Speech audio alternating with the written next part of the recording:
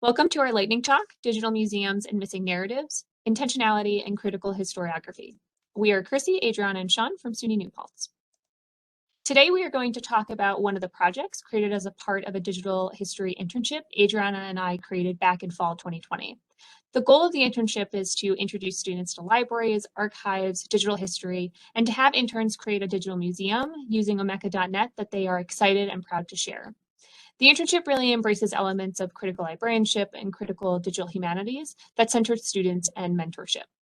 We met Sean in spring 2021 when he took our internship for 3 credit hours, or 120 hours over the course of the semester. And we decided to continue working together and received funding for an undergraduate research project in fall of 2021. Sean graduated in December 2021, but we have continued our scholarly and mentorly relationship. So the project was to create a comparative historical museum that examined the pandemics of 1918 and 1919 and 2020 within the continental United States, and through research find any similarities or differences. Ultimately, similarities were found, and the biggest pattern was that the federal government had a weak response to these two pandemics and largely left local lawmakers and government officials to create regional responses to the pandemic, with some more rigorous than others. Within the Digital History Museum, there are a total of 4 exhibits, with 2 focused on New York City and San Francisco to display 2 cities and their own responses to the pandemics. One that is focused on the then sitting presidents for both pandemics and the responses to them to display the federal responses, and one about snake oil salesmen selling ineffectual medicines meant to target influenza and COVID during their own respective times. Most of the materials that Sean used were largely newspapers, statements from subjects themselves, or those in close proximity to them, as well as some digitized photographs of material items and screenshots of tweets. We did not digitize any new content, but really relied on those digital surrogates as the primary sources. It was important for us when researching to know that Western epistemology is the lens and focus that informs the rest of the way that we value and think about these materials. Western epistemology can be defined as ways of thinking, knowing, and reflecting or reproducing Western values and Western modes of thinking. So the bigger questions we're asking while constructing and reflecting on this project and presentation are how would that piece affect historical memory in the way that we think about it? What materials and forms are valued in that Western system? What other thoughts or perspectives and epistemologies exist that could explore that topic in a different way? For history as a field, we have a lot of different pieces to that, and libraries, or GLAM, which stands for Libraries, Archives, and Museums, were built on very similar foundations. These include Enlightenment philosophy, colonialism, and epistemicide, which are active in the way we think about history and how memory is formed in Western epistemological frameworks. Overvalued and undervalued materials are very clear in both spaces, which is important to think about when reflecting on what is possible and accessible with these tools. The first types of materials that are valued in museums, libraries, and historical narratives are Western words in the English language, materials that are preservable in Western practices such as paper, books, and parchment.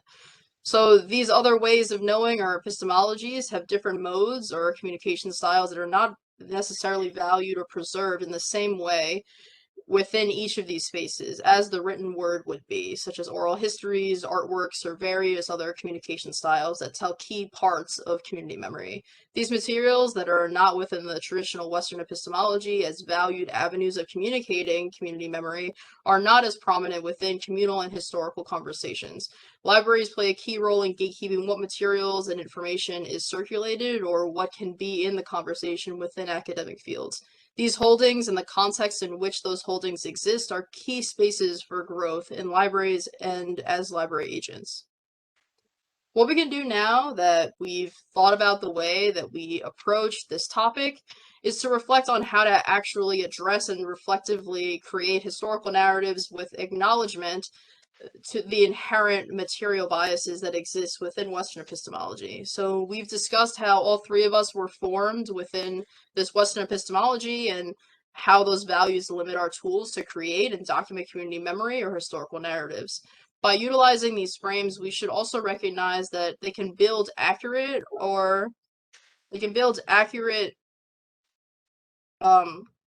accurate narratives for some communities, but not others, which can lead to inherently flawed representations based off of the materials that are valued in these spaces and the narratives we can create based off of the context of those materials. When examining pandemics and the various responses globally during both the influenza pandemic of 1918 and 1919 and the COVID-19 pandemic during 2020, I noticed that nations with a unified response, with cautionary measures equally implemented across our nation, fared better than nations like the United States, which had uncoordinated responses that varied from state to state and city to city. So in considering areas that were controlled by the federal government directly during the influenza pandemic, there was DC, reservations, and military bases to consider. So within the broad narrative of the Comparative History Museum, I wanted to create an exhibit that displayed a locality where the federal government had full control over the denizens of that particular locality. So I decided that the Navajo Nation would be an excellent example of the federal government's actions, or rather inactions, towards the then ongoing influenza pandemic. As for the COVID-19 side of the exhibit, the Navajo Nation also handled the COVID-19 pandemic excellently, with low mortality rates, and serves as an example of a community that was able to improve their response to a pandemic, primarily by having autonomy with the COVID-19 pandemic in comparison to their ancestors who were still under control of the federal government during the influenza pandemic. On top of these considerations, I wanted to include an Indigenous perspective within a historical frame, as Western historiography and epistemology largely leaves out the perspectives of Indigenous people. While looking for primary sources to tell a historical narrative based off of this community's experiences, I managed to find an abundance of primary sources, which were primarily documents from the Bureau of Indian Affairs, BIA for short, specifically from Commissioner Cato Sells of the BIA, as well as newspaper clippings from off the reservations that reported on news coming out of the Navajo Nation during the influenza pandemic. So the way that my research was conducted for this project was starting with the influenza pandemic side of an exhibit, as primary sources are harder to find as more time progresses from the time an event happening. With that said, the bottleneck to constructing my comparative historical narrative was if I could find satisfactory materials from the 1918 and 1919 time period, which I was lucky enough to find the BIA documents and newspaper clippings. But as these materials began to be compiled, the perspective and voice of the Navajos was notably absent. I could have decided to continue making my historical narrative at this point, but it would have been based off the BIA's input and non-Navajo relays of information circulating newspaper clippings. So I decided that it would not be based on the genuine experiences of the Navajos themselves, and as a source claiming to tell the historical narrative of this community, would replace their own history with an external Western epistemological historical narrative. So due to this, the unfinished exhibit was ultimately left out because primary sources from the Navajos weren't found, and we speculated as to those sources not being recorded, digitized, or unavailable for cultural purposes. On top of these considerations, we did not have the infrastructure or funds to establish proper contact with the Navajo Nation in a timely manner to get feedback or resources if they felt so inclined to share those with us. Ultimately, the voice of the Navajos during 1918-1919 were silenced and unavailable in my databases, libraries, and museums I had access to in order to conduct research, and serves as an example of how even when a historian steeped in Western epistemology tries to push the boundaries of Western historical narratives by including the perspectives of marginalized groups, our own institutions can fail us, as they never ascribe value to non-Western modes of thought and record keeping. Thus, through this inherent gatekeeping, we lose diverse perspectives that could be a boon in getting the experiences of marginalized communities in Western society into the historical conversation. From this reflection that we've had on our process and on doing the work, there are some major questions from vastly different angles to the approach we took, and to continue to ask in projects like this one.